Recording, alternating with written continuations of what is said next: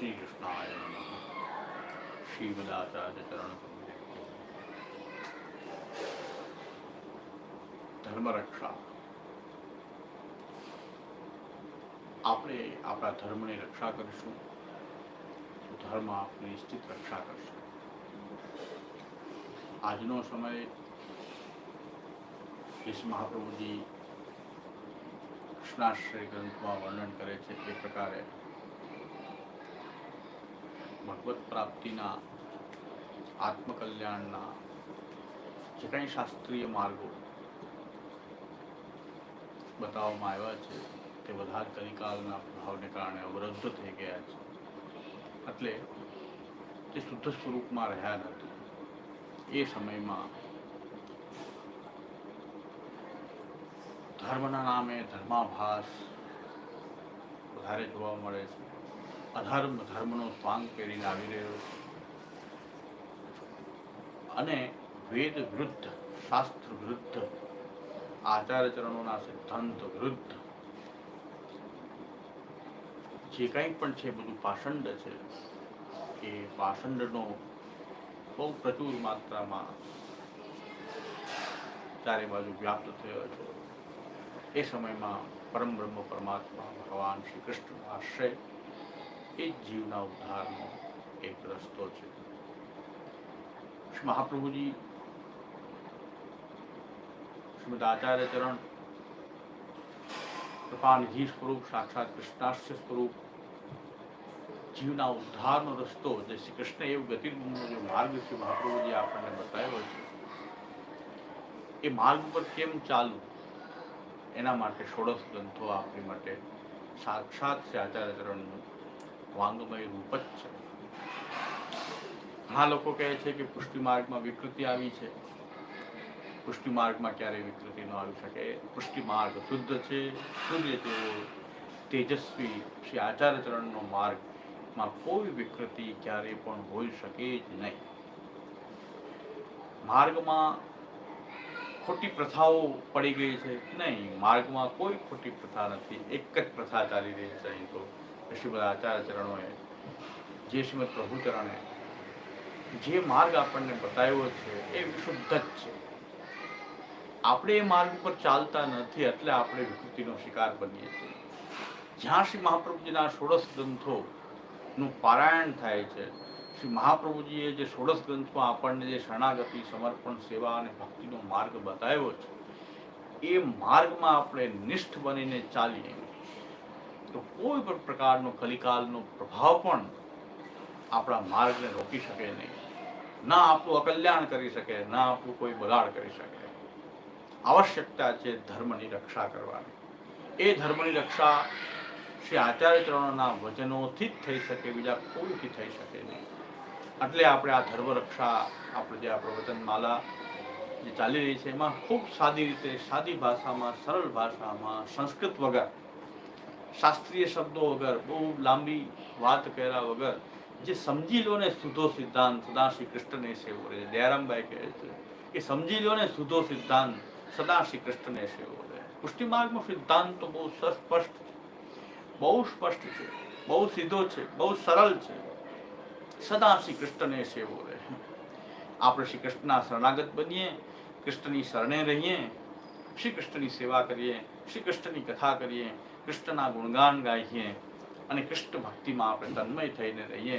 આ માર્ગમાં કઈ વિકૃતિ હોઈ શકે, પણ આપણી તકલીફ એ છે કે આપણે આ શ્રી મહાપ્રભુજીના માર્ગને જાણવાનો પ્રયાસ નથી કરતા, ષોડશ ગ્રંથનું પારાયણ નથી કરતા, ષોડશ ગ્રંથનું અધ્યયન નથી કરતા અને ગુરુસ્થાનોથી પણ આ ષોડશ ગ્રંથનું અધ્યયન, અધ્યાપન, સિંચન થતું નથી.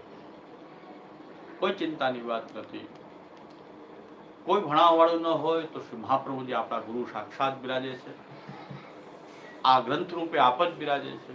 પૂર્ણ નિષ્ઠા શ્રી આચાર્ય ચરણોમાં રાખીને આ ષોડશ ગ્રંથનો પાઠ કરશું, ષોડશ ગ્રંથના અર્થનું અનુસંધાન કરશું તો આપણને આપણો સાચો માર્ગ મળી જશે અને એ માર્ગથી આપણે નિશ્ચિંત શ્રી કૃષ્ણને પ્રાપ્ત કરી જ લેશું, કૃષ્ણની ભક્તિને પ્રાપ્ત કરી લેશું, કૃષ્ણ ભક્તિના આહલાદમાં ડૂબેલા રહેશું. એવા શ્રી મહાપ્રભુજીના સિદ્ધાંત છે. શ્રી મહાપ્રભુજીના સિદ્ધાંત એવા દિવ્ય છે કે જે આપણે આજુબાજુ આ જે સંસારનું જે કાદવ કીચડ છે, સંસારની બેડીઓમાં જે આપણે ઝઘડાયેલા છીએ, જે કાદવની કીચડની વચ્ચે આપણે રહી રહ્યા છીએ, પાષંડ પ્રચુરતામાં રહી રહ્યા છીએ, જે ગંદકીમાં રહી રહ્યા છીએ, જે સિદ્ધાંત વિરુદ્ધ વાતાવરણની બહુલતા જ્યાં થઈ ગઈ છે એ ત્યાં રહી રહ્યા છે, છતાં પણ આ કાદવ કીચડની વચ્ચે પણ શ્રી મહાપ્રભુજીના ષોડશ ગ્રંથો દ્વારા ખીલેલું જે આ ભક્તિ કમલ જે છે એ મુરઝાઈ શકતું નથી એને કોઈ ગંદકીનો સ્પર્શ થઈ શકતો નથી, એને કોઈ વિકૃતિનો સ્પર્શ થઈ શકતો. આવશ્યકતા છે ધર્મની રક્ષાની, આવશ્યકતા છે શ્રી આચાર્યચરણના વચનોના સ્વાધ્યાયની. શ્રીમદ આચાર્યચરણની વાણી એ સાક્ષાત કૃષ્ણના મુખારવિંદમાંથી નીકળેલી વાણી છે. એવો દ્રઢ વિશ્વાસ શ્રી આચાર્યચરણની વાણીમાં રાખી આપણો એક જ ધર્મ છે શ્રી આચાર્યચરણની વાણીનું અનુસરણ કરવું. આચાર્યચરણની વાણીનું અનુસરણ કરશું તો કૃષ્ણની પ્રાપ્તિ, કૃષ્ણ ભક્તિની પ્રાપ્તિ પણ નિશ્ચિત આપણને થશે, એમાં કોઈ સંશય નથી. આલોક અને પરલોકમાં આપણે નિશ્ચિંત થઈને રહી શકશું. આપણે વૈકુંઠમાં જવાની જરૂર નહીં રહે, વૈકુંઠ આપણા ઘરમાં પ્રકટ થઈ જશે, વ્રજ આપણા ઘરમાં પ્રકટ થઈ જશે. વ્રજની લીલાઓ, સારસ્વત કલ્પની, નિકુંજની, નંદાલયની એ બધી લીલાઓ આપણા ઘરમાં પ્રકટ થઈ શકશે. એવા આ શ્રી મહાપ્રભુજીના સિદ્ધાંતની અંદર એટલું બધું બળ છે, એટલું બધું આ શ્રી મહાપ્રભુજીના સિદ્ધાંતો એટલા રસરૂપ છે કે એ ભક્તિ રસને ખીલવી દે છે. એ શુષ્ક હૃદયની અંદર પણ એ ભક્તિની રસાલતાને પ્રકટ કરવાનું સામર્થ્ય શ્રી આચાર્યચરણના આ ષોડશ ગ્રંથોમાં છે. એટલે ધર્મ રક્ષાની અંદર આપણે ખાલી ષોડશ ગ્રંથને સમજી લઈએ, એમના સિદ્ધાંતને સમજી લઈએ, ષોડશ ગ્રંથના સારને સમજી લઈએ, એટલે આપણે શરણાગતિના 4 ગ્રંથો, એમાંથી 3 ગ્રંથોનું અધ્યયન કર્યું. બાલબોધ, વિવેક ધૈર્યાશ્રય, કૃષ્ણાશ્રય. સમર્પણની અંદર આપણે સિદ્ધાંત રહસ્ય, નવરત્ન અને અંતઃકરણ પ્રબોધ આ 3 ગ્રંથોનું અધ્યયન કર્યું. સેવાની અંદર આપણે સિદ્ધાંત મુક્તાવલી, પુષ્ટિ પ્રવાહ મર્યાદા ભેદ અને સંન્યાસ નિર્ણય આ 3 ગ્રંથોનું અધ્યયન કર્યું. એટલે ટોટલ અત્યાર સુધી આપણે 9 ગ્રંથોનું અધ્યયન કર્યું. ભક્તિમાં આપણે ચતુશ્લોકીનું અધ્યયન કરી લીધું છે અને આજનો આપણો વિષય છે, આપણી હવે ચાલી રહ્યું છે કે શરણાગતિ, સમર્પણ, સેવા અને હવે ભક્તિ. એની માટે આજનો આપણો વિષય છે ભક્તિ વર્ધની. ભક્તિની વૃદ્ધિ કેમ થાય એ શ્રી આચાર્યચરણે ભક્તિની વૃદ્ધિનો ઉપાય આ ગ્રંથમાં બતાવેલો છે. ભક્તિ એટલે ભગવાન શ્રી કૃષ્ણ પ્રત્યેનો નિરુપાધિક સ્નેહ. જેને આપણે વ્યાખ્યા કરવી હોય, પરિભાષા કરવી હોય તો ભગવાન પૂર્ણ બ્રહ્મ પરમાત્મા ભગવાન શ્રી કૃષ્ણ એમના મહાત્મ્યને જાણીને, એના મહાત્મ્ય જ્ઞાનપૂર્વક સૌથી અધિક સુદૃઢ સ્નેહ એ પ્રભુમાં રાખવો, શ્રી કૃષ્ણમાં રાખવો, એ ભક્તિની પરિભાષા છે. એ ભક્તિ કહેવાશે મહાત્મ્ય જ્ઞાન અને સુદૃઢ સર્વતોધિક સ્નેહ. સુદૃઢ સર્વતોધિક સ્નેહનો અર્થ એવો નથી કે ભગવાન કૃષ્ણ સિવાય ક્યાંય સ્નેહ રાખવો જ નહીં. આપણી સ્નેહની ગ્રંથિને આપણે સુકાવી નથી દેવી, એને કાપી નથી નાખવી. આપણી અંદર જે સ્નેહની ગ્રંથિ જે છે, જ્યાં જ્યાં પણ આપણો સ્નેહ છે એ બસ કૃષ્ણ ભક્તિનો, કૃષ્ણ સેવાનો અંગરૂપ હોવો જોઈએ. એ સ્નેહમાં સૌથી મોટો સ્નેહ પરમ બ્રહ્મ પરમાત્મા ભગવાન શ્રી કૃષ્ણ પ્રત્યે હોય. અને જે પણ લૌકિક આપણા બધા સ્નેહ છે, વૈદિક લૌકિક જે આપણા કંઈક સ્નેહ છે, એ બધા જ સ્નેહ જે છે એ આ ભગવત સેવાના, એ કૃષ્ણ ભક્તિના, એ શ્રી કૃષ્ણ પ્રેમના એ અંગરૂપ હોય તો એને સર્વતોધિક સુદૃઢ સ્નેહ કહેવાય. બધા સ્નેહ, ક્યાંય પણ સ્નેહ ન હોવો અને કૃષ્ણમાં હોવો એ આપણો સર્વતોધિક સુદૃઢ સ્નેહની આપણી વ્યાખ્યા નથી. બધા જ સ્નેહને આપણે સમર્પિત કરી દઈએ ભગવાન શ્રી કૃષ્ણની સેવા માટે, કૃષ્ણની ભક્તિ માટે, કૃષ્ણ પ્રેમના એને અંગ બનાવી દઈએ તો એ પ્રકાર આપણે કહેવાય છે ભક્તિ. એને કહેવાય છે ભક્તિ. સર્વતોધિક સુદૃઢ સ્નેહ, એ પણ મહાત્મ્ય જ્ઞાનપૂર્વક. આપણે જે સેવા કરી રહ્યા છીએ, જે કથા કરી રહ્યા છીએ, એ આપણી ભક્તિ કરી રહ્યા છીએ. સેવા કેવલ સેવા ન રહે, પણ એ ભક્તિ છે, આપણો ભજનનો પ્રકાર છે. આપણી આ ભજનની રીત છે. આપણે ભજન કરી રહ્યા છીએ ભગવાન. સેવા પણ આપણું ભજન છે અને કથા પણ આપણું ભજન છે. અને ભક્તિ સેવાત્મિકા પણ હોઈ શકે અને કથાત્મિકા પણ હોઈ શકે. અને ઉત્તમ પક્ષ એ છે, મુખ્ય પક્ષ એ છે સેવા અને કથા એ બંને એ સાથે ચાલે છે. એનું ચક્રવત આવર્તન થતું રહે એ મુખ્ય પક્ષ છે. સેવા પછી કથા, કથા પછી સેવા, એમ સેવા અને કથા બંને ચાલે એ મુખ્ય પક્ષ છે. ખાલી સેવા કરવી અથવા ખાલી કથા કરવી એ ગૌણ પક્ષ છે. ભક્તિવર્ધનીમાં શ્રી મહાપ્રભુજી ભક્તિની વૃદ્ધિનો ઉપાય બતાવ્યો છે. શ્રી મહાપ્રભુજી આજ્ઞા કરે છે નિબંધમાં કે ભક્તિ શાસ્ત્રોને સારી રીતે જોઈને, ભાગવત ગીતા આદિ ભક્તિ શાસ્ત્રોને સારી રીતે જોઈને કૃષ્ણ સેવ્ય છે એવો નિર્ણય કરી અને કૃષ્ણની સેવા કરવી. તો ઘણાને એવી ભ્રમણા છે કોઈ પણ રીતે ભગવત સેવા તો કરવી જ નહીં. એની માટે પણ શ્રી મહાપ્રભુ કહે છે કે પહેલા શરણાગતિ, અન્યાશ્રયમાંથી મુક્ત થઈ અને ભગવાન શ્રી કૃષ્ણનો દૃઢ આશ્રય કરવો એ પ્રથમ શરણાગતિ છે. અને એ શરણાગતિ દરમિયાન આપણે શ્રી મહાપ્રભુજીના ષોડશ ગ્રંથનું પારાયણ કરવું. કમસે કમ ષોડશ ગ્રંથ. ષોડશ ગ્રંથ વિના પુષ્ટિ માર્ગી નહીં બની શકાય. ષોડશ ગ્રંથ વિના આપણે પુષ્ટિ માર્ગ પર ચાલી નહીં શકીએ. પુષ્ટિ માર્ગ આ ષોડશ ગ્રંથોમાં જ રહેલો છે અને એ અવિકૃત છે. એ સૂર્ય જેવો તેજસ્વી માર્ગ છે. એ નિષ્કલંક માર્ગ છે. ભગવાન અને ભક્તિ, ભગવાન અને ભક્ત વચ્ચે જે ભાવાત્મક જે ભક્તિ સંબંધ છે એનો માર્ગ આપણને ષોડશ ગ્રંથમાંથી જ મળી શકે એમ છે. ષોડશ ગ્રંથનું પારાયણ કર્યા વગર કોઈ પુષ્ટિ માર્ગી સાચો પુષ્ટિ માર્ગી નહીં બની શકે. એટલે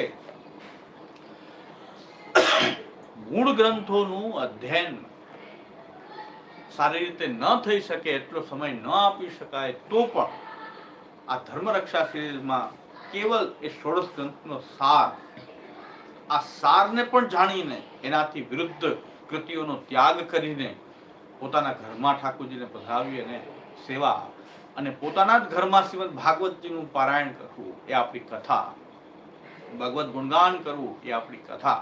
એ ઘરમાં રહીને જ શક્ય છે.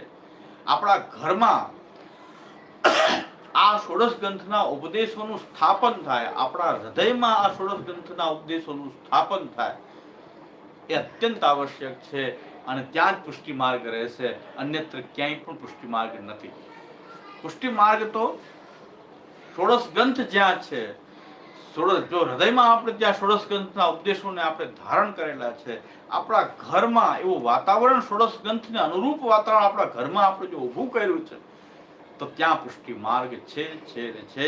પુષ્ટિ માર્ગમાં કોઈ વિકૃતિ નથી, કોઈ કુપ્રથા નથી, કોઈ ખોટી પ્રથાઓ નથી, કોઈ વિકૃતિ, કોઈ દુસંગ પુષ્ટિ માર્ગમાં નથી. પુષ્ટિ માર્ગ ષોડશ ગ્રંથનો માર્ગ છે. એ ષોડશ ગ્રંથોમાં ઉપદેશાયેલો પુષ્ટિ સિદ્ધાંત છે. એ નિષ્કલંક છે. એની સામે ગમે તે કોઈ પ્રવૃત્તિ કરે એને ખંડિત કરવાની એ ક્યારેય ખંડિત થઈ શકે એમ નથી. સૂર્ય સામે ક્યારેય ધૂળ ઉડાડી શકાય એમ નથી. આ ભક્તિ માર્ગાબ્જ માર્તંડ છે શ્રી મહાપ્રભુ. એ શ્રી મહાપ્રભુ ભક્તિ માર્ગાબ્જ માર્તંડ છે. એ સૂર્યને કોઈ પણ ચેલેન્જ ના કરી શકે. અને સૂર્ય સાથે જો બાત ભીડવા જાય તો એ બળીને ભસ્મ જ થાય. આ ષોડશ ગ્રંથથી વિપરીત જે આચરણ કરી રહ્યા છે એ પછી વલ્લભ કુલ હોય કે વૈષ્ણવ કુલ હોય એ બધા જ કલંકિત છે. અને ષોડશ ગ્રંથને હૃદયમાં એ સ્થાપન કરીને, ઘરમાં ષોડશ ગ્રંથનું સ્થાપન કરીને આ સિદ્ધાંતોને જીવનમાં ઉતારીને જે ભગવાન શ્રી કૃષ્ણની ભક્તિ શરણાગતિમાં લાગેલા છે ત્યાં કોઈ વિકૃતિનો પ્રવેશ હોવાનો સંભવ નથી. શ્રી મહાપ્રભુજી આપણને એટલા સ્વતંત્ર બનાવ્યા છે કે આપણે કોઈની પાસે ન જવું પડે. ભગવાન કૃષ્ણની કૃપાથી આપણે કૃષ્ણના દાસ બનીને રહીએ. શ્રીમદ પ્રભુચરણ આજ્ઞા કરે છે કે ગમે તેવો કઠિન કાલ છે આ કલિકાલ, પણ કૃષ્ણ ભક્તોને બાધક કરતો નથી. એટલે આ ષોડશ ગ્રંથનું મહાત્મ્ય જેટલું ગાઈએ એટલું ઓછું છે. એમાં ભક્તિવર્ધનીના ઉપદેશને આપણે સમજીએ. આપણે ભક્તિ કરવી છે, ભક્તિનો કોમલ સ્વભાવ છે.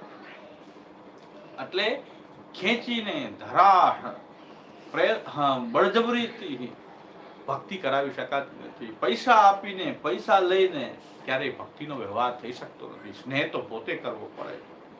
પૈસા આપીને સ્નેહ કરાવી શકાતો નથી. જ્યાં પૈસા આપીને જ ખાલી સેવા કરવામાં આવી રહી છે, સેવા પુષ્ટિ માર્ગી સેવા નથી. પૈસા લઈને જે ધંધાકીય પ્રદર્શન કરવામાં આવી રહ્યું છે એ પુષ્ટિ માર્ગી સેવા નથી. જે સ્થાનમાં આવું થઈ રહ્યું છે એ પુષ્ટિ માર્ગી સ્થાન નથી. પુષ્ટિ માર્ગ તો ભગવાન અને ભક્ત વચ્ચેનો ભાવાત્મક ભક્ત્યાત્મક સંબંધ એ આ પુષ્ટિ માર્ગ છે.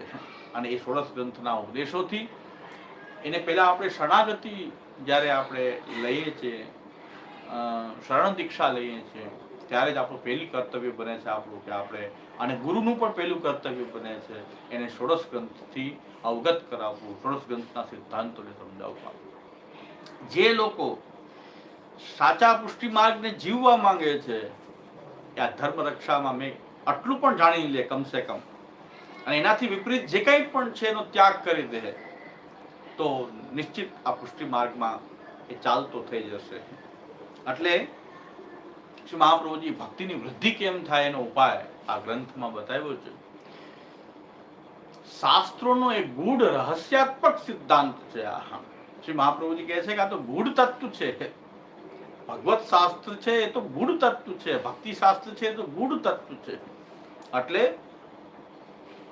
એ જાહેરમાં ક્યારેય ભક્તિનું પ્રદર્શન થઈ શકતું નથી.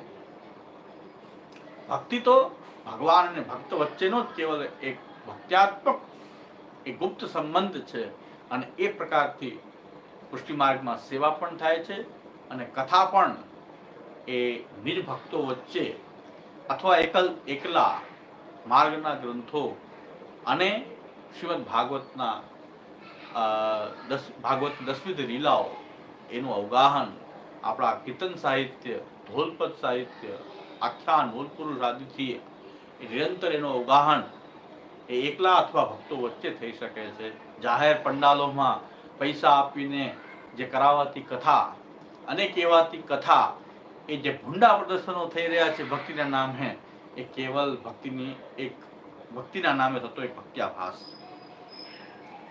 સાચો સિદ્ધાંત ભક્તિને જાણીએ અને ભક્તિની વૃદ્ધિનો ઉપાય કરીએ, જે શ્રી મહાપ્રભુજી આપણને બતાવ્યો છે. તો સૌથી પહેલા શ્રી મહાપ્રભુજી અહીંયા આજ્ઞા કરે છે. ઘણાને એવી ભ્રમણા થઈ જાય છે ગમે તેમ કરીને મિશ્રી ધરીને પણ સેવા કરવી. ઘણાને એવી ભ્રમણા થઈ જાય છે કે બસ રાગ ભોગ શૃંગાર જે છે એ ખૂબ વધારવા. એની માટે આપણી બીજી સિરીઝ પણ છે સેવા પ્રકારની, એમાં આપણે સેવા પ્રકાર વિશે વિચાર કરશું.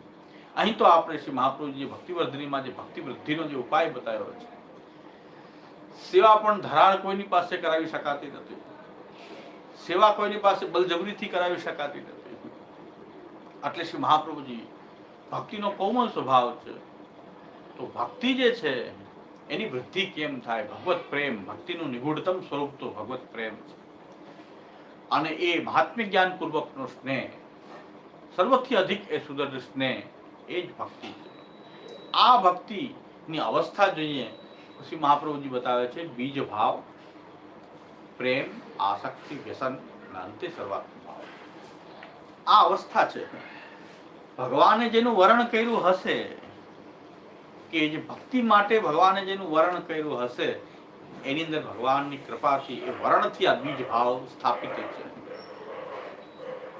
એટલે બીજ ભાવ સંપન્ન ભક્ત છે એની જ ભક્તિની વૃદ્ધિ થઈ શકે. જેની અંદર બીજ ભાવ નથી, ભગવાને વર્ણન જ નથી કર્યું ભક્તિ માટે, એને ભક્તિની વૃદ્ધિ નહીં થઈ શકે. પ્રથમ બીજ ભાવ, ત્યાર પછી ભક્તિની અવસ્થા પ્રેમ, આસક્તિ, વ્યસન, અને અંતિમ ભક્તિની પરમ ફલાત્મક જે પ્રવૃત્તિ જે છે એનો અંતિમ સોપાન, એ તો અંતિમ સ્તર, એ તો સર્વાત્મ ભાવ છે. તો આ ભક્તિની વૃદ્ધિ, જેની બીજ ભાવ સંપન્ન જે ભક્તો છે, જે જીવ છે, એના પ્રકાર જોઈએ તો ભક્તિવર્ધિનીમાં શ્રી મહાપ્રભુજી એના પ્રકાર બે મુખ્ય પ્રકાર બતાવે છે. જેનું ભગવાને ભક્તિ માટે વર્ણન કરેલું છે, જે બીજ ભાવ સંપન્ન છે, એના બે પ્રકાર શ્રી મહાપ્રભુજી બતાવે છે. દ્રઢ બીજ ભાવ વાળા અને અદ્રઢ બીજ ભાવ વાળા.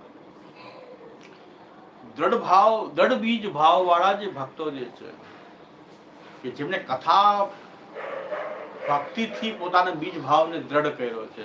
એકવાર બીજ ભાવ દ્રઢ થઈ ગયો, વ્યસન ભાવાપન્ન થઈ ગયો, તો એ દ્રઢ બીજ ભાવનો ક્યારેય નાશ થતો નથી. ન એને દુસંગનો પછી ભય રહે છે, ન કોઈ અન્ન દોષનો ભય રહે છે. તો એ બીજ દ્રઢ બીજ ભાવ છે એને શ્રી મહાપ્રભુજી આજ્ઞા કરે છે કે જે કથા ભક્તિથી જેનો બીજ ભાવ, કારણ કે આપણે સંન્યાસીની ગ્રંથમાં જોયું છે કે જ્યાં સુધી ભગવત સેવાનો અવકાશ ઘરમાં હોય ત્યાં સુધી ત્યાગનો પ્રશ્ન પુષ્ટિ માર્ગમાં ઉપસ્થિત થતો નથી. ભગવત સેવાથી મોટો અહીં પુષ્ટિ માર્ગમાં સંન્યાસ ક્યારેય નથી. સંન્યાસ અહીં મધ્યમ ભાવ બોધક છે, મધ્યમ અધિકાર સૂચક છે, ઉત્તમ અધિકાર સૂચક અહીં સંન્યાસ નથી. ભગવત સેવા જો ઘરમાં થઈ શકતી હોય તો ક્યારેય ત્યાગનો પ્રશ્ન ઉપસ્થિત થઈ શકતો નથી. એ સંન્યાસની નિર્ણયમાં આપણે બરાબર જોયું છે. એ સંન્યાસ નિર્ણય ગ્રંથમાં જેને સંન્યાસની આજ્ઞા છે, અનુજ્ઞા છે, આજ્ઞાની પણ અનુજ્ઞા છે. અનુજ્ઞા અને આજ્ઞામાં એટલો ભેદ છે કે છૂટ એ અનુજ્ઞા છે અને આજ્ઞા તે કરવું જ જોઈએ એ પ્રકારની એને આજ્ઞા કહેવાય છે. પણ સંન્યાસ બધાએ લેવો જ જોઈએ એમ નહીં, પણ જે લઈ શકે, કોણ લઈ શકે કે જેનો કથા ભક્તિથી બીજ ભાવ દ્રઢ થઈ ગયો છે. એની માટે એને ગ્રહ ત્યાગ પૂર્વક શ્રવણ કીર્તન કરવામાં આવશે તો એને આગળ સર્વાત્મ ભાવ, એમની ભક્તિથી આગળ હવે એક સર્વાત્મ ભાવ રહે છે, એને સર્વાત્મ ભાવ પ્રાપ્ત. ત્યાં સુધી સર્વાત્મ ભાવ ન થાય ત્યાં સુધી એમને શ્રવણ કીર્તન કરતા રહેવું જોઈએ. ત્યાગથી શ્રવણ કીર્તન, ગ્રહ ત્યાગ કરીને શ્રવણ કીર્તનથી પોતાની ભક્તિની વૃદ્ધિનો ઉપાય કરવો જોઈએ.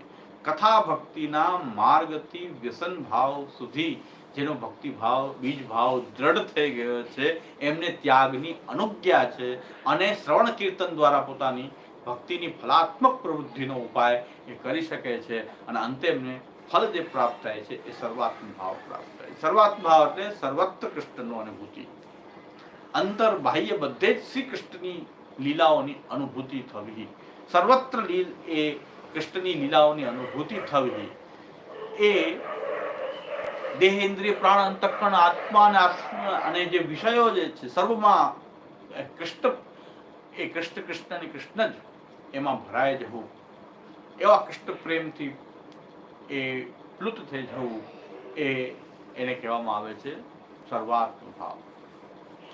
તો દૃઢ બીજ ભાવવાળાની ફલાત્મક પ્રવૃત્તિનો ઉપાય ત્યાગથી શ્રવણ કીર્તન. શ્રવણ કીર્તન તો કરતા જ રહેવું જોઈએ. ભગવદ્ ગુણગાનોને સાંભળવું, એમનો પાઠ કરવો અને મુખથી એ ભગવદ્ ગુણગાન કરતા રહેવું.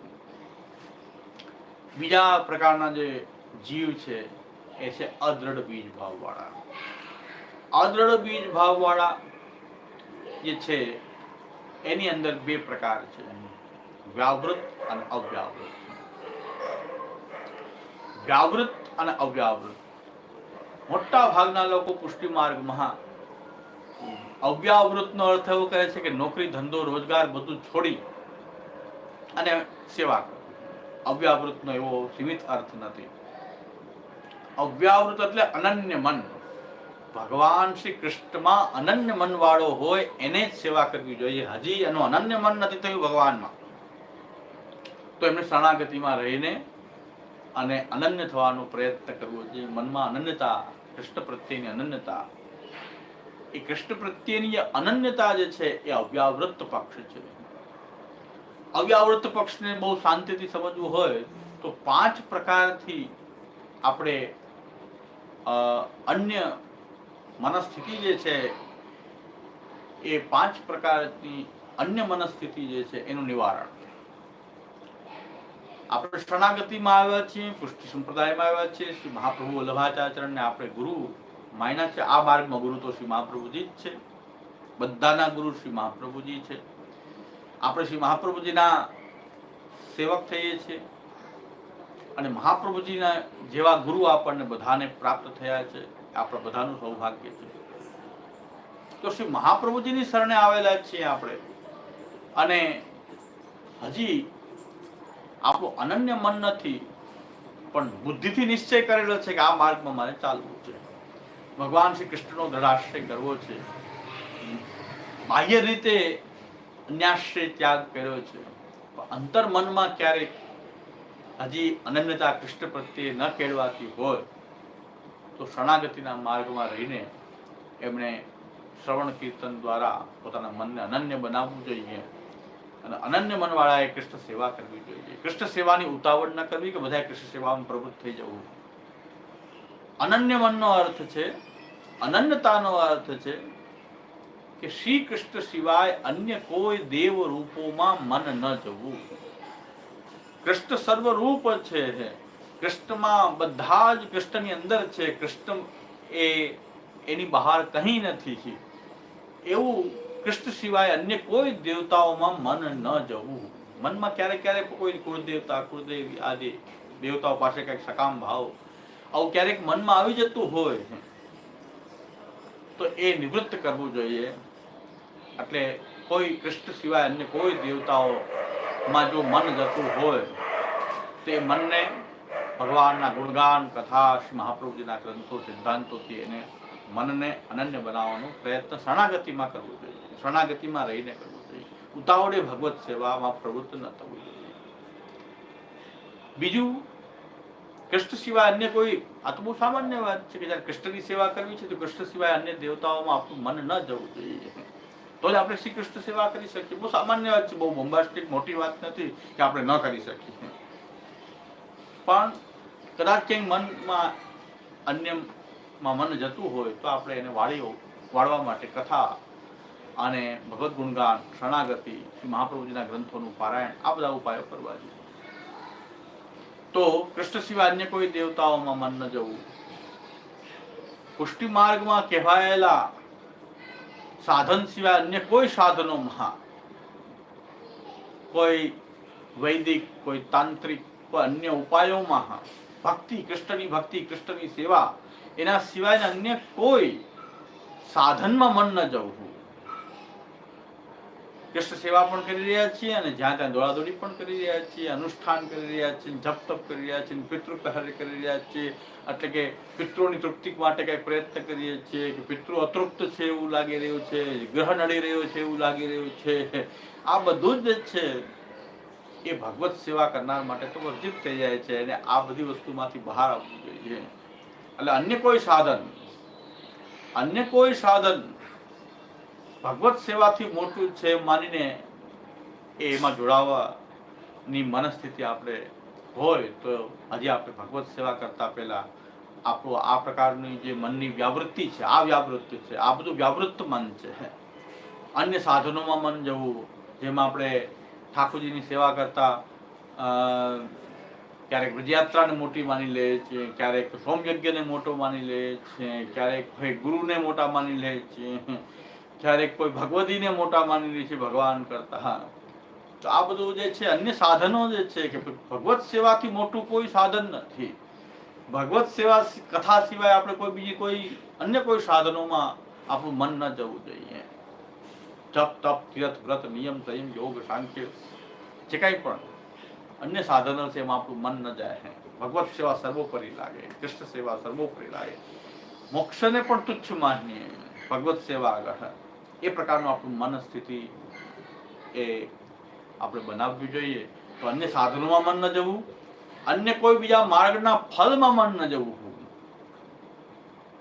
એ ત્રીજી વ્યાવૃત્તિ છે કે બીજા ફલોમાં મન જાય. લૌકિક ફલની તો વાત જવા દો, પણ બીજા કોઈ પારલૌકિક ફલ, શાસ્ત્રીય ફલ, સિદ્ધિયાદિમાં પણ મન ન જવું. મારે ભગવત સેવા સિવાય બીજું કંઈ જોતું નથી. એ પ્રકારથી અન્ય ફલમાં પણ કોઈ મનને ન જવા દેવું. તો દેવતા, સાધન, ફલ, માર્ગ, પુષ્ટિ માર્ગ, આ ભક્તિ માર્ગ શ્રી મહાપ્રભુજી આપ્યો છે, એમાં સિવાય બીજો કોઈ માર્ગમાં મારે ચાલવું નથી. મારે કેવલ ન જ્ઞાન માર્ગ, ન કર્મ માર્ગ, ન યોગ માર્ગ, ન સાંખ્ય માર્ગ, મારે તો કેવલ ઉપાસના માર્ગ, કેવલ મારે તો આ કૃષ્ણ સેવા અને કૃષ્ણ કથા નો જે શ્રી મહાપ્રભુજી બતાવેલો ભક્તિ માર્ગ છે એ માર્ગમાં જ ચાલવું છે. અન્ય માર્ગોમાં ક્યાંય મન ન ચલાવવું. એ પણ વ્યાવૃત્તિથી આપણે રહિત રહેવું જોઈએ. અવ્યાવૃતનો અર્થ ખાલી ધંધો ન કરવો એવો નથી થતો. અવ્યાવૃતનો અર્થ થાય છે કે ભગવત સેવા માટે આપણે ક્યારે યોગ્ય ગણાશું, કે જ્યારે આપણે અનન્ય કૃષ્ણ અનન્ય મનવાળા હશું. અનન્ય મન માટે તો આ આપણું ટેસ્ટ છે કે અન્ય સાધનોમાં, અન્ય ફલમાં, અન્ય માર્ગમાં, અન્ય પ્રયોજન, ભગવત સેવા, ઠાકોરજીની સેવા, ઠાકોરજીનું સુખ અને ભગવત પ્રેમની વૃદ્ધિ સિવાય બીજું કોઈ પ્રયોજન ન હોવું જોઈએ. એના સિવાયના બધા પ્રયોજનોથી રહિત હોવું જોઈએ. આ 5 પ્રકારથી આપણે અવ્યાવૃત હોઈએ તો આપણે ભગવત સેવાના માર્ગમાં પ્રવિષ્ટ થવું જોઈએ. ઠાકોરજીને ઘરમાં પધરાવી, ઘરમાં જ આ સેવા પાછી ગ્રહે સ્થિત્વા, આ ઘરમાં રહીને જ આ ભગવત સેવા થશે. આ ગ્રહનો અર્થ ખાલી ગ્રસ્થાશ્રમ કરીને જે મૂર્ખાઈ કરવામાં આવી રહી છે કે ગ્રસ્થાશ્રમ એક અર્થ છે, પણ ગ્રહનો નિષેધ નથી થતું, ગ્રહનું વ્યાવર્તન નથી થતું. એ પ્રકારથી ખોટું જે ભરમાવામાં આવી રહ્યું છે એનાથી બચીને ઘરમાં જ પુષ્ટિ માર્ગની સેવા થઈ શકે. ગ્રહ સેવા જ પુષ્ટિ માર્ગનો સિદ્ધાંત છે. પછી ગ્રસ્થાશ્રમ હોય તો પણ ઘર તો જોશે જ. ઘરમાં રહીને પોતાના તનુને વિતૃતી ઠાકોરજીની સેવા કરવી જોઈએ. અને અનુસરમાં એ ભગવાનની દસમી લીલા, શ્રી મહાપ્રભુજીના ગ્રંથો, સુબોધનીજી નિબંધ, આ બધા ગ્રંથોનું પારાયણ અને કથા પણ થવી જોઈએ. તો સેવા અને કથા અવ્યાવૃત્તોએ ભગવત સેવા અને શ્રવણ કીર્તન સ્મરણ પૂર્વક પોતાની ભક્તિની વૃદ્ધિનો ઉપાય કરવો જોઈએ. આ પ્રકારથી અવ્યાવૃત્ત જે છે એ ભગવત સેવા અને કથા કરશે તો એની ભક્તિની વૃદ્ધિ થશે, ભક્તિ વધશે. પણ આ 5 પ્રકારથી હજી આપણે તૈયાર ન હોઈએ ભગવત સેવા માટે તો એને આપણે વ્યાવૃત્ત કહેશું. તો વ્યાવૃત્તે કથા ભક્તિથી આગળ વધવું જોઈએ. એમને બ્રહ્મ સંબંધ ન લેવું જોઈએ. કેવળ શરણાગતિની દીક્ષાથી એમણે કથામાં પ્રવૃત્ત થવું જોઈએ. શ્રવણ કીર્તન સ્મરણ, એ શ્રવણ કીર્તન સ્મરણ ભાગવતનું, દસમી લીલાનું, શ્રી આચાર્યચરણના ગ્રંથોનું શ્રવણ કીર્તન સ્મરણ એ કરવાથી પણ આગળ જતા ભક્તિની વૃદ્ધિ થાય છે. ધીરે ધીરે મન અનન્ય બને છે, અન્ય વ્યાવૃત્તિ નીકળે છે અને એ વ્યાવૃત્તિમાં પણ સદા હરિનું ચિંતન કરવાથી આપણને ભક્તિની વૃદ્ધિ થશે. ભગવત ભક્તિની વૃદ્ધિ કથા ભક્તિથી પણ થાય. હવે આ અવ્યાવૃત્ત અને વ્યાવૃત્ત જીવોએ પોતાની ત્યાં શ્રવણ કીર્તન સ્મરણ વ્યાવૃત્તો માટે અને અવ્યાવૃત્ત માટે ભગવત સેવા અને કથા, આ માર્ગ છે ભક્તિની વૃદ્ધિનો. હવે ભક્તિની વૃદ્ધિ થશે તો કેવા કેવા લક્ષણ પ્રકટ થશે. અહીં જે મુખ્યત્વે ભક્તિવર્ધનીમાં જે પ્રેમ, આસક્તિ, વ્યસન ના જે લક્ષણ બતાવ્યા છે એ કથા ભક્તિને ધ્યાનમાં રાખીને બતાવ્યા છે. અને સેવા માર્ગમાં ભક્તિની વૃદ્ધિ કેવી રીતે થાય છે એ તો આપણે સિદ્ધાંત મુક્તાવલીમાં તત્સિદ્ધિ માનસીસા પરામતા તત સંસાર દુઃખ નિવૃત્તિ બ્રહ્મબોધનમ, તો અહીંયા કેવી કેવી સેવામાં અવસ્થા આવે છે કે પેલા તનુવિત્તજા સેવા, તનુ વિત્તજા જ છે, તનુજા વિત્તજા નથી. તનુ વિત્તજા સેવા, તનુ વિત્તજા એટલે પોતાનું તન અને પોતાનું ધન, પોતાના પરિવારના સભ્યો એમના ભગવત સેવામાં વિનિયોગ પૂર્વક ભગવત સેવા કરવાથી સંસાર દુઃખની નિવૃત્તિ થશે. આગળ જતા બધું બ્રહ્માત્મક છે એવો બોધ થશે અને પછી માનસીસા પરામતા પણ એ સ્થિતિ પ્રાપ્ત થશે. એટલે સેવા જે છે એ જ્યારે ભક્તિનું રૂપ ધારણ કરી રહ્યો છે, એમાં પ્રેમ પ્રકટ થઈ જાય છે ત્યારે સેવા એ ભક્તિ થઈ જાય છે. પ્રેમ આવતા જ એ ભક્તિનું રૂપ ધારણ કરે છે. પ્રેમ પ્રકટ થતા જ હવે ભક્તિવર્ધનીની કથા શરૂ થઈ જાય છે. સેવામાં ભક્તિ એ વધેલી ભક્તિ કેમ આગળ આગળ વધે છે તો એમાં પ્રેમ, આસક્તિ, વ્યસન, સર્વાત્મ ભાવ. પણ સેવા અને કથામાં પ્રેમ, આસક્તિ, વ્યસન બેયમાં આપણે જોશું. પણ મુખ્યત્વે આ ભક્તિવર્ધની ગ્રંથમાં જે પ્રેમ, આસક્તિ, વ્યસનના જે લક્ષણ બતાવ્યા છે એ કથા ભક્તિને ધ્યાનમાં રાખીને શ્રી આચાર્યચરણે, કારણ કે સેવાનો વિસ્તાર તો ષોડશ ગ્રંથમાં બધે જ છે, પણ કથા ભક્તિની અવસ્થાઓ જે છે એ અહીં બતાવવામાં આવી છે. કથા ભક્તિ માટે આપણે ત્યાં 3 ગ્રંથો આ ષોડશ ગ્રંથના બહુ મહત્વના છે. 3 ગ્રંથો કે જેમાં કથા ભક્તિના નિરૂપણ માટે ભક્તિવર્ધિની, જલભેદ, પંચપદ્યાની કે શ્રવણ કીર્તન સ્મરણ કેવી રીતે કરવું, કથા કેવી રીતે કરવી, એના માટે આ 3 ગ્રંથો આપણને માર્ગદર્શક છે, જે આપણે આગળ જોશું. પ્રેમ, જ્યારે આપણે અવ્યાવૃત હોઈએ તો સેવા અને કથા બંને કરીને આગળ વધીએ છીએ ત્યારે પ્રથમ અવસ્થા, અને વ્યાવૃત છે એ શ્રવણ કીર્તનની પ્રક્રિયાથી પોતાના ભક્તિભાવની વૃદ્ધિનો ઉપાય કરે છે. શ્રવણ કીર્તન સ્મરણ, શ્રવણ કીર્તન સ્મરણ. ત્યાં એકલું શ્રવણ પણ નહીં, એકલું કીર્તન પણ નહીં, શ્રવણ કીર્તન અને સ્મરણ એ ત્રણેયની પ્રક્રિયા એ એને સાથે જ ચાલે છે. શ્રવણ એવું હોવું જોઈએ જે કીર્તનમાં પરિણમ થાય, કીર્તન એવું હોવું જોઈએ જે અખંડ સ્મરણમાં રૂપાંતરિત થાય. જેમ તનુવિત્તજાનો નિયમ સેવા ભક્તિમાં છે કે તન અને વિત્ત અલગ અલગ ના કરી શકાય, તો પછી ભક્તિ નહીં થાય, ભવાડો થાય. તન અને વિત્ત અલગ અલગ કરશું તો ભક્તિ નહીં થાય, પણ ભક્તિ નામે કંઈક બીજું જ કંઈક ઊભું થઈ જશે. એ તનુજા અને વિત્તજા કરશું તો એ પછી એ સેવા એ પુષ્ટિમાર્ગી સેવા જ નહીં રહે. અને કથા ભક્તિમાં પણ આપણે શ્રવણ કીર્તન સ્મરણ ત્રણેય નિભાવવાનો પ્રયત્ન કરવો જોઈએ. એકલા શ્રવણથી કામ નહીં ચાલે, કીર્તન પણ કરવું જોઈએ, કીર્તનથી પાછું સ્મરણ પણ થવું જોઈએ. એ શ્રવણ કીર્તન સ્મરણની પ્રક્રિયાથી આપણી કથા ભક્તિમાં પણ ભક્તિની વૃદ્ધિ થાય છે. સેવા અને કથા આ માર્ગથી જ્યારે ભક્તિની વૃદ્ધિ થાય છે ત્યારે પહેલી અવસ્થા આવે છે પ્રેમ. પ્રેમ ભગવાનમાં થયો ક્યારે કહેવાય? ઘણા આસક્તિ શબ્દનો વારંવાર ઉપયોગ કરે છે, પણ આસક્તિ કેને કહેવાય, પ્રેમ કેને કહેવાય, એ ભક્તિવર્ધિનીમાં શ્રી મહાપ્રભુજી આજ્ઞા કરે છે. પ્રેમ એટલે કૃષ્ણ સિવાય અન્યત્ર. કૃષ્ણ ભક્તિમાં જે બાધક છે, કૃષ્ણ ભક્તિથી વિરોધી છે, એ અન્ય છે, કૃષ્ણ ભક્તિમાં સહાયક નથી, એ બધામાંથી રાગ નીકળી જવો. કૃષ્ણમાં રાગ હોવો ને અન્યત્ર સર્વત્ર કૃષ્ણ સિવાય કે જે વિરોધી છે, કૃષ્ણ સેવામાં જે બાધક છે, એ સર્વમાં રાગ નીકળી જવો. તો પ્રેમનું લક્ષણ એ છે કે કૃષ્ણમાં પ્રેમ થયો ક્યારે કહેવાય કે જે કૃષ્ણ પ્રેમની અંદર જે બાધક તત્વ છે એમાંથી રાગ નીકળી જવો, ત્યારે પ્રેમ થયો કહેવાય. આ પ્રેમ હવે પાછું શ્રવણ કીર્તન સ્મરણ સેવા કથા બંનેના માર્ગ પર જ્યારે આપણે આગળ ચાલીએ છીએ ત્યારે આસક્તિ અવસ્થા આવે છે. આસક્તિ હોય ત્યારે શું થાય છે કે હવે આ પ્રેમ જે છે હવે આસક્તિનું રૂપ ધારણ કરે છે, ત્યારે એ નિરંતર એ કૃષ્ણ સાથે રહેવાની જ ઈચ્છા અને કૃષ્ણમાં આપણું ચિત્ત નિરંતર ચોટેલું રહે, એને આસક્તિ કહેવાય.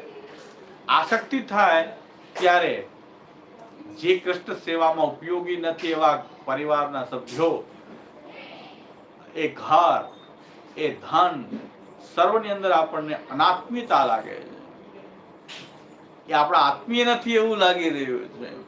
અને એ ઘરમાં રહેનારા જે છે બધા આપણને જયારે બાધક છે એવો અનુભવ થાય છે. કૃષ્ણથી જે કૃષ્ણ સેવા જે થવામાં જે સહાયક નથી એ બાધક લાગે છે બધા.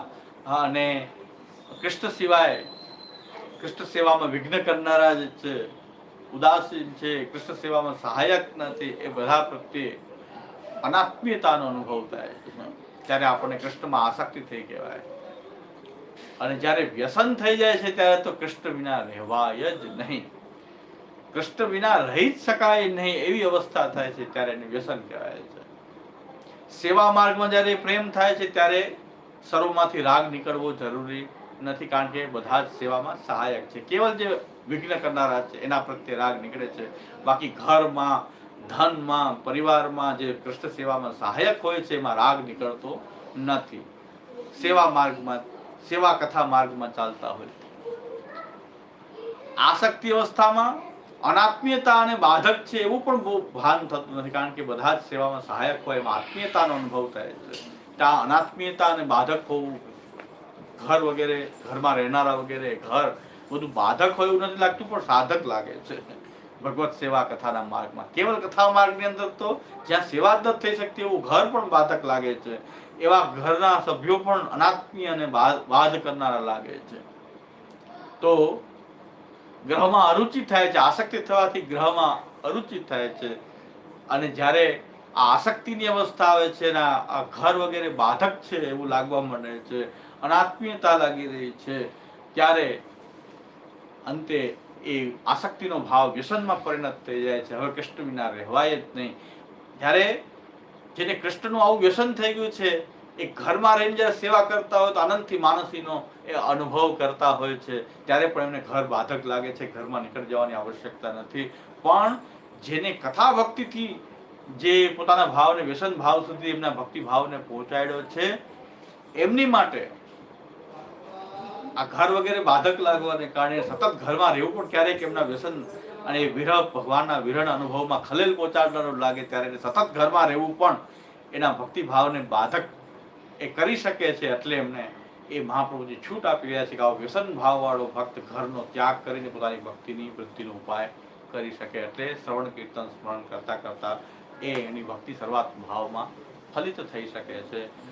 પણ ઘરમાંથી બહાર નીકળવામાં જો અન્નદોષ અને દુસંગ આ બે ભય હોય તો એનો વિકલ્પ રૂપે, એના અનુકલ્પ રૂપે આપણે ત્યાં ગ્રહસ્થ ત્યાગના અનુકલ્પ રૂપે આપણે ત્યાં ભગવદીઓના સમીપમાં અથવા ભગવદીઓના ઘરમાં રહી અને એમની સેવા ની અંદર પરિચર્યા કરવી અને એમના કથા શ્રવણમાં સંમિલિત, એમની પાસેથી કથા શ્રવણ કરવું, એમની કથામાં સંમિલિત થવું. સેવામાં પરિચર્યામાં આપણને સામેલ ન કરે હોય તો કેમના કથામાં આપણે સામેલ થઈ શકીએ.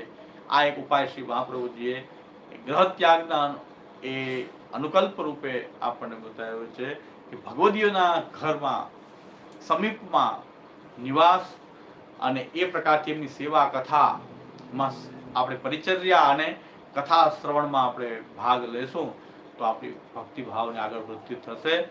અને આ રીતે પોતાના ઘરમાં રહીને કે ભગવદીઓના ઘરમાં રહીને સેવા કથાની અંદર પરાયણે રહેનારાની ક્યારેય પણ ભક્તિભાવનો નાશ થશે નહીં. આ ગૂઢ રહસ્ય શ્રી મહાપ્રભુજી ભક્તિનું આ ગૂઢ રહસ્ય, આ ગ્રંથનો કોઈ સારી રીતે પાઠ કરશે તો પણ એની ભક્તિ દ્રઢ થશે, એમને ભક્તિ ભાવની વૃદ્ધિ થશે. ય એતત સમધિત તસ્યાપી સ્યાદ દૃઢારતિ, એની ભગવાનનો પ્રેમ દ્રઢ થઈ જશે. આ ભક્તિવર્ધિની ગ્રંથમાં પ્રેમ આસક્તિ વ્યસન અને અંતે વ્યસન થયા પછી સર્વાત્મ ભાવ થાય છે, સર્વત્ર કૃષ્ણનો જ અનુભવ એ થવા લાગે છે, ત્યારે ભક્તિ ફલિત થઈ જાય છે. ભક્તિનું પરમ ફલ એ સર્વાત્મ ભાવ છે. તો આપણે બધા જ આ ભક્તિ માર્ગમાં ચાલીએ અને ભક્તિની વૃદ્ધિનો ઉપાય કરીએ. શ્રી મહાપ્રભુજી જેવા ભક્તિ માર્ગ આપશે માર્તંડ આપણી પર બિરાજે છે. આપણે નિર્બાધ રીતે આપણે આનંદપૂર્વક પોતાના ઘરમાં આ ભક્તિની સાધના આપણે કરતા જ રહીએ અને અંતે આપણી ભક્તિ પણ શ્રી મહાપ્રભુજીની કૃપાથી, મહાપ્રભુજીના આશ્રયથી એ સર્વાત્મ ભાવમાં ફલિત થશે જ એવા દ્રઢ વિશ્વાસપૂર્વક આપણે આ ભક્તિ માર્ગનું અનુસરણ કરીએ. શ્રી વલ્લભાધીશ.